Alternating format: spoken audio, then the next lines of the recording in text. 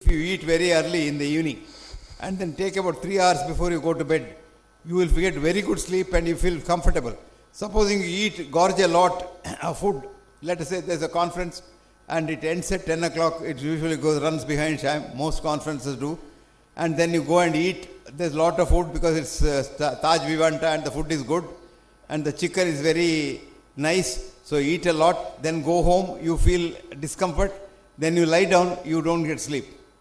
And even if you do get sleep, it's not a comfortable sleep. Whereas you eat very early, like the Jains, before the sun sets, and then sleep after 10 o'clock, you get sound sleep without any problem whatsoever.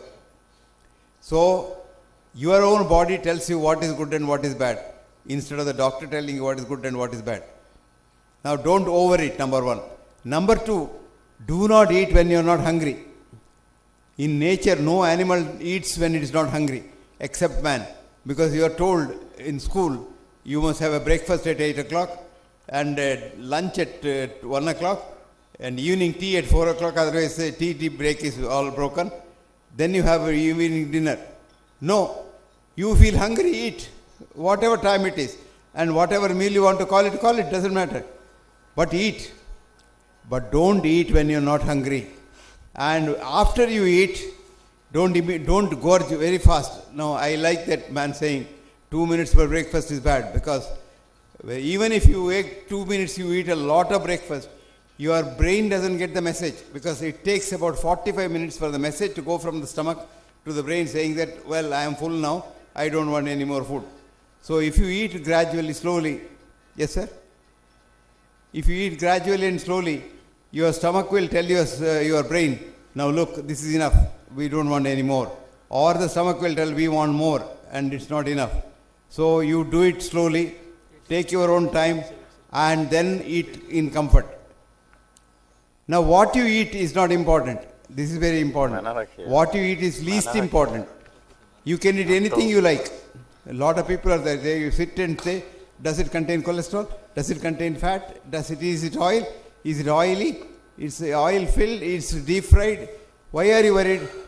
Irrespective of what it is, do you like it? Eat it. But don't overeat it. And eat it less than what you think you should eat. And that's the principle for food. And I'm not going to tell you what diet to take. Now, if I were to tell you something, I would be happy if you are a vegetarian. Because we are physiologically vegetarians. Look at our teeth. Look at our gut, which is about 29 feet. Meat-eating animal like even a ferocious lion is only about 8 feet gut. So whatever it eats now will go out in 4 hours time. Whatever you eat today, it will go out either tomorrow or day after tomorrow. So it will remain inside. And second thing is, meat-eating animals do not eat cooked meat. Only man eats cooked meat. Cooked meat is poison. When meat is cooked, the chemicals change and the amino acids fuse. And cooked meat is not a diet at all. I don't know why we eat cooked meat at all. A lot of people think if you don't eat meat, you don't get protein. I tell them, you come and see our elephants in the temples. They don't eat meat at all. They eat only leaves. And if you can fight an elephant and win, then I think meat eating is better. And very interestingly, when you eat vegetables, you feel very comfortable. You are not very ferocious also. When you eat meat, you are very ferocious. You want to feel like fighting with someone. But the vegetarian food will give you, the sattvic diet will give you tranquility of mind, which is a very important part. Now then, what about exercise? A lot of people think early morning you must get up, put on a trouser and run. Jog, they say. Jogging is very, very bad for health. Jogging is very, very bad. Did I say that? Shall I repeat that? You should not jog, because jogging will destroy your ankle joint, jogging will destroy your knee joint, and jogging is not good for the heart also. But walking is good. Man is meant to walk, and we are two-legged animals, so we should only walk. Four-legged animals like dogs can run. When you are four-legged, you have your center of gravity inside your base. When you have two legs, when you run, your center of gravity falls out each time, and that's balanced by your knee. So if you are a mile runner, at the end of the day, you will probably have, when you grow a little older, your knee joints are so bad that you can't walk. And we see a lot of these women who put on a lot of weight, they can't walk because their knee joints are very, very bad. So you must try to sort of walk every day. Walking is very good. Next is cycling is good. The third is swimming is good. But you don't try to start learning swimming at the age of 40. If you know swimming and if you are good at swimming, swimming is a very good exercise. If you are not good at swimming, don't try to learn swimming at the age of 40 because you will drown in the water. Then the next best thing is exercise what time of the day. Preferably on empty stomach when you don't have too much of food. But do not exercise on full stomach at all because it will load the heart very heavily. That's why a full meal is called a hearty meal. Have you heard of that? It's a hearty meal. Why do they call it a hearty meal? The one part of the body which a food, when you overeat and touches, is the heart. Each time you eat a big meal, the heart has to supply so much of blood to the gut that the heart overworks. So having a big meal is like running a mile. It's almost as much as that. And then if you overexert on that, like for example, there are a lot of people who say, I will walk after meal. No, never do that. Walk before a meal and then eat. After meal, after walk, you just sit for a little while, relax and then have a meal. So don't eat it first. Now third thing is, what about your relaxation? What is relaxation? Whatever is good for you, it's good relaxation. Somebody said, do you enjoy music? Yes, I do. But I don't die for music. So if you love music, go ahead. Music will give you relaxation. If you love playing cards, go ahead. It will give you relaxation. If you love talking to people, go ahead, do that. But very interesting thing happened. Recently they did a study, like the study in Ayurveda for what's called observational research. Thousands of years you observe a group of people. Unlike what we do in medicine called cross-sectional research, we take about 100 people, study them in 2 groups, and then come to conclusions immediately. So one day you say coffee is good, next day you say coffee is bad. Third day this scientific study says tea is good, and the fourth day the study says tea is very bad for health. So all these are because the study is wrong. Now this is a very interesting study that's going on, and it's almost complete now. This is called the Harvard alumni study. Those who joined the Harvard University in 1930s and who are still alive, many of them have died, 90 years they have died. So if they are alive, they are being followed up. If they are dead also, they are being followed up to find out how they died. 3 important things came out in this study. Mark my words now. Remember this very clearly. 3 things came out. A, drinking alcohol is very bad for health. Drinking alcohol is very bad for health. I am repeating it a second time. Because a lot of doctors tell you, drink a little couple of pecks of wine, red wine, it is good for your heart. Absolute myth. There's nothing. Even a drop of alcohol is not good for health. I am not saying a drop of alcohol is bad for health, but there is no evidence to say that even a drop of alcohol is good for health. Alcohol is not good for health at all. Alcohol damages the liver, of course, first. Alcohol damages the heart irreparably. There's what's called alcoholic cardiomyopathy, which is a very dangerous disease. Man drops down dead. But that cannot be corrected at all. There's no treatment for that. And then alcohol is bad. 2, tobacco is an enemy number 1.